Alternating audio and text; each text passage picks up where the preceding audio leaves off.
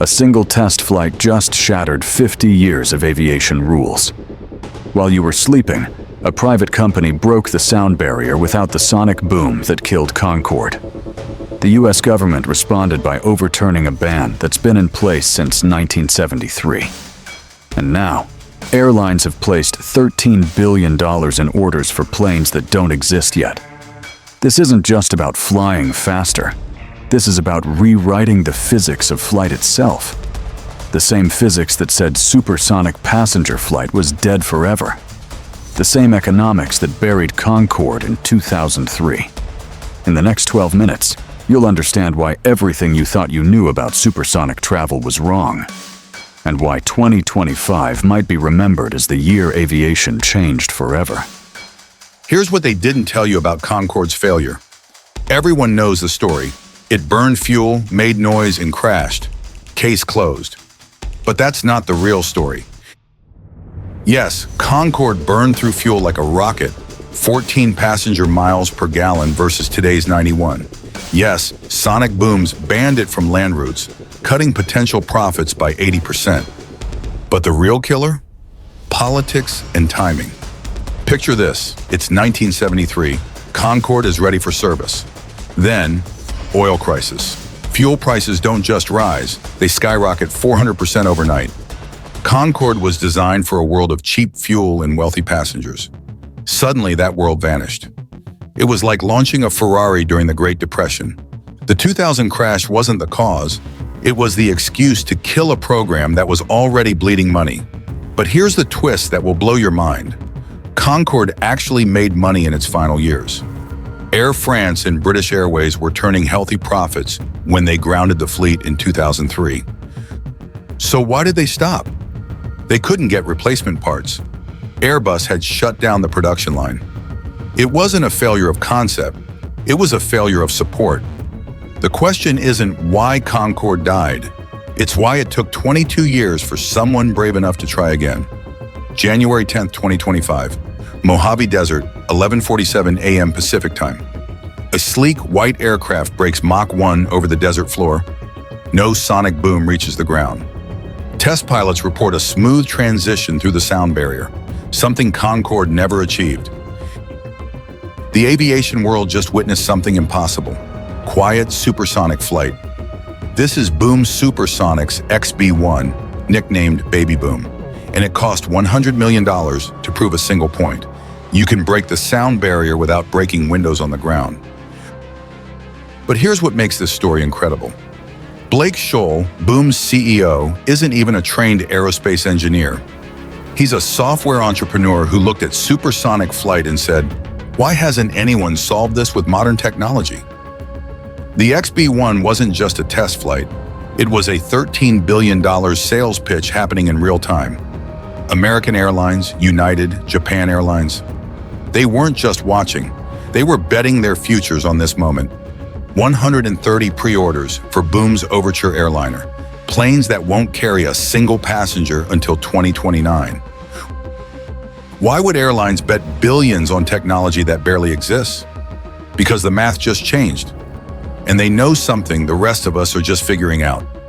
The economics that killed Concorde? They no longer apply. Concorde was designed with 1960s technology and 1960s thinking.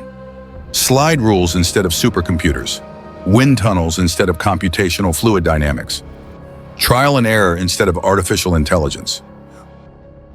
Boom's Supersonic is using 21st century tools to solve 20th century problems. Advanced materials that didn't exist in Concorde's era. Engine designs optimized by AI running millions of simulations. 60 years of lessons learned from Concorde's mistakes. The breakthrough isn't just speed, it's efficiency. Overture will cruise at Mach 1.7, 25% faster than Concorde, while carrying twice as many passengers. But the real game changer is what aerospace engineers call fuel burn per seat mile. Here's the secret that changes everything. Modern engines and computer-designed wings mean Overture will use approximately 3 times more fuel per passenger than today's jets. That sounds terrible, until you realize Concorde used 7 times more. For airlines, that's literally the difference between bankruptcy and billion-dollar profits. In the sonic boom problem that limited Concorde to ocean routes, solved through shape, not speed. Overture's needle-nose design and carefully sculpted wings create pressure waves that dissipate before reaching the ground. NASA calls it shaped sonic boom minimization. It's not magic, it's mathematics. Very expensive mathematics that took 15 years to perfect. June 18, 2025. The White House. With the stroke of a pen, President Trump erased 52 years of supersonic flight restrictions over the United States. Executive Order 14127. The FAA's 1973 supersonic transport ban, gone. This isn't just paperwork. This is economic warfare disguised as transportation policy. While Europe and Asia were planning high-speed rail, America just bet on high-speed flight. The numbers are staggering. This single order opens up over 600 potential routes that could cut flight times in half. New York to Los Angeles drops from 6 hours to 3. Miami to Seattle from 7 hours to 4. Chicago to Denver becomes a 90-minute hop. The entire continental United States becomes accessible within 4 hours from any major city. But here's what's really brilliant about the timing. NASA's X-59 program spent $600 million proving low-boom supersonic flight is possible. Boom's XB-1 proved it's commercially practical. The regulatory wall just crumbled at the exact moment that technology became viable. Airlines didn't place those $13 billion orders by accident. They saw this regulatory change coming 2 years ago. Forget faster travel, think bigger, think global economic disruption. When New York to London becomes a 3.5-hour commute, the entire concept of international business changes overnight. Same-day meetings across continents become routine. Fresh sushi from Tokyo to Texas in 6 hours. European board meetings with American executives who fly home the same day. But here's what's really mind-blowing. Ticket prices. Boom isn't targeting the ultra-wealthy, they're targeting existing business-class passengers. Their business model projects $5,000 for a supersonic transatlantic flight versus $3,000 to $4,000 for business class on today's jets. You're not just paying for speed, you're buying back the most valuable commodity in the world, time.